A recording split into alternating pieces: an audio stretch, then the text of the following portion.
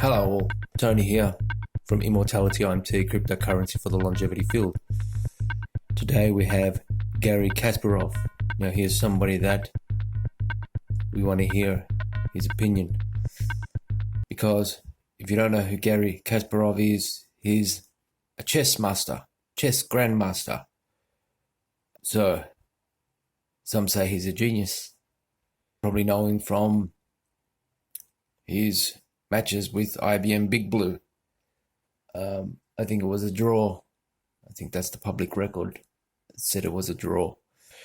Anyway, here's an interview with Garry Kasparov. He says, crypto means freedom. The chess grandmaster expects a basket of coins to replace the dollar within a decade. Now Garry Kasparov was big during the Cold War, chess grandmaster, and very respected.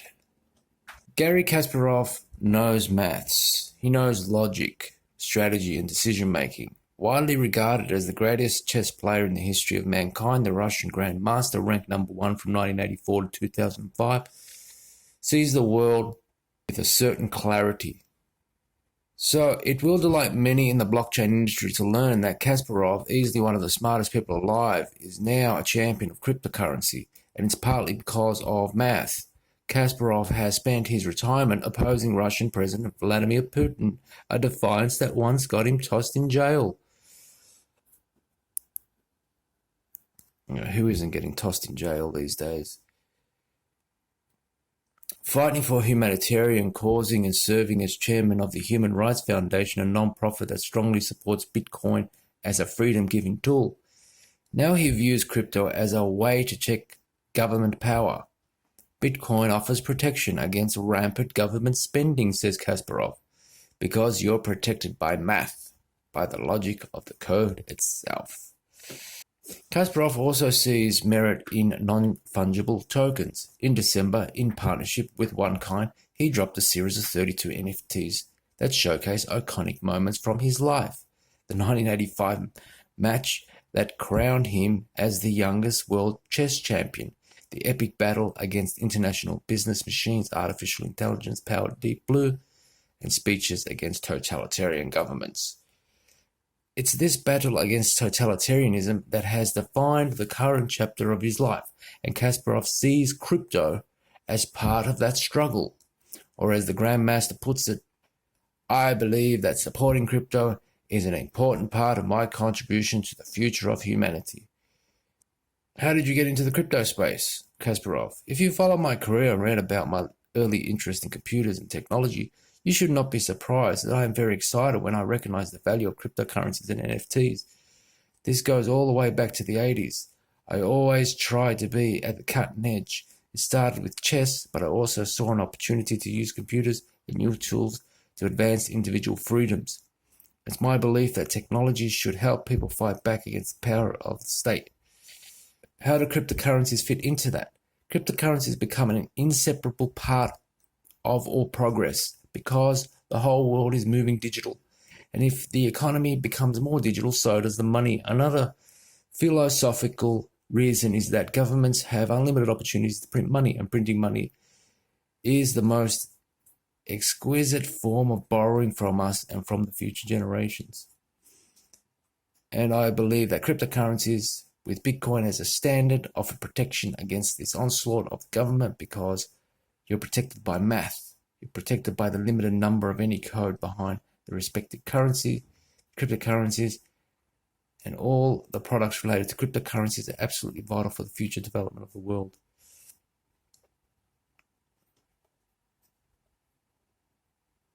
How specifically did you get involved? My first indirect involvement was through the Human Rights Foundation, because in the Human Rights Foundation we had a few experts that have been advocating cryptocurrency at a very early stage, and as an organization we offer support to the dissidents around the world. We thought about using crypto as a way to help them to get material help, because in many countries it was impossible, and still is, to actually get proper funding. So crypto offered an opportunity to support these activists indirectly, and the more I learned about it, the more interested I got. Can you elaborate on why this is important to you? Look, crypto is a controversial thing because you hear a lot of people say, oh, that's money laundering. That helps bad guys. True, I mean, no technology is uniquely good because it's technology. Humans still have a monopoly for evil. Here we have another use case for cryptocurrencies. Contravening the government's line that cryptocurrencies are only used for criminal activities. In fact, what we're seeing is that cryptocurrencies are used for libertarian activities. And people are liberating themselves through the use of cryptocurrencies from conditions placed upon them. Because most people are buying Bitcoin, an organization are buying Bitcoin as a financial instrument, as a hedge, right? I mean, governments want to brand it in a way because they want to destroy it, because they don't like it. And that's all that is. So I've been doing a lot of talks about it, and I'll say, look, it's not the magic wand or the Terminator. It's not a harbinger of utopia or dystopia. It's a tool. Crypto is a tool, and of course, it could benefit some bad guys with malignant intention, malign intention, and it's also about the balance. It's about trade-offs, and I think the balance is so much in favor of progress.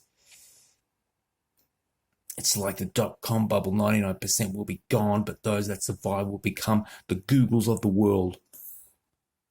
You heard it first. Garry Kasparov says, buy Immortality IMT, cryptocurrency for the longevity field. You mentioned crypto's ability to help protect human rights in undemocratic countries. What do you see as the benefits in democratic countries? In the democratic countries of America and Europe, trillions of dollars will be printed, and I'm an American taxpayer. Oh, so he must have moved to United States. And I understand that you need to build new infrastructure, but I'm not happy to see that the government has a free hand to use my taxes, basically to devalue the dollar. So I think it's very important that technology will offer me an opportunity to fight back, to protect my hard-earned fortune. And I think that Bitcoin, which I believe is online gold, and other cryptocurrencies are the way of the future. I'm not a financial expert, but I would not be surprised if in 10 years' time, the dollar will be replaced by the basket of coins as a standard. I'm guessing it's safe to say you own Bitcoin. I'm a great believer in the future of coins. I suppose if you believe that, then it would be almost be foolish not to be buying Bitcoin. Yes. Thoughts on the future of Bitcoin? Well, I think Bitcoin will remain as a standard, but of course it cannot stay alone. So that's why you have more coins coming in. It's a natural process. Now we have thousands of coins. It's like the dot-com bubble. 99% will be gone, but those that survive will become the Googles of the world. I'm not here to judge which one, but there will be few that will survive, and that's why I said basket of coins. In the past, your championing of human rights has gotten you in trouble with the Russian authorities. Given that background, are you concerned that your support for cryptocurrency can get you in hot water? Well, this is definitely a no. In the past, I was in hot water. To give you an idea, one of the NFTs in a picture of my first Russian arrest in Russia. So it's all reflected in my NFT. Look, this is much less perilous than to attack Putin directly. I grew up in the Soviet Union and learned from my mother and my teacher the motto of Soviet dissidents. Do what you must, and so be it. And I believe that supporting crypto is an important part of my contribution to the future of humanity. And again, I view it as a much less risky endeavor than speaking public about Putin or other dictators. How would you describe your NFT project? I don't pretend to be a great expert in NFTs, but I'm not aware of anything similar that exists. It's a collection of 30 plus NFTs that are related to special events in my life and special people in my life.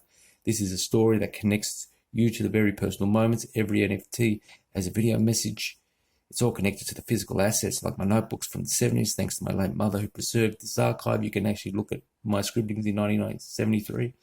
The NFTs all reflect the moments of me growing up, learning from my mother and my teachers, and then fighting for the title, and then shifting my life and moving into human rights and computers. Interesting. This feels almost like a memoir in a sense. I've worked with CEOs before to collaborate on their memoirs, and one thing I found is that the process can almost be emotional or even a bit therapeutic. Did you have any sense of that? The whole story starts from a very emotional moment through it, though it's a tragic one. My mother died on Christmas Day last year from COVID, and I couldn't be next to her, and that was a really big blow because we were so close. While she was alive, I didn't know what she preserved all these archives. I didn't even know that she preserved all these archives. She was not happy to talk about the past. That's why I held off on the major publication that would highlight the past. I wrote 2 books, but not the one that could tell everything. After she died, I thought it would be right for me to honor her memory, to actually start doing things. I'm doing a documentary now. It's in Russian. The first segment will be ready early next year. And I hope I can cover my entire chess career. And it's for her. And this is NFT project was inspired by this tragedy. I thought it was very important in my personal life and connection. And so I spoke at one content since sales, Garry Kasparov Chess Foundation, and this will be a scholarship under her name for all the great talents raised by single mothers. Amazingly creates an NFT purpose. So Garry Kasparov is in the crypto game. Crypto is becoming more and more mainstream, and more people are getting into it, and even Garry Kasparov likes it. Immortality IMT, cryptocurrency for the longevity field. Head on down to the website, grab a bag,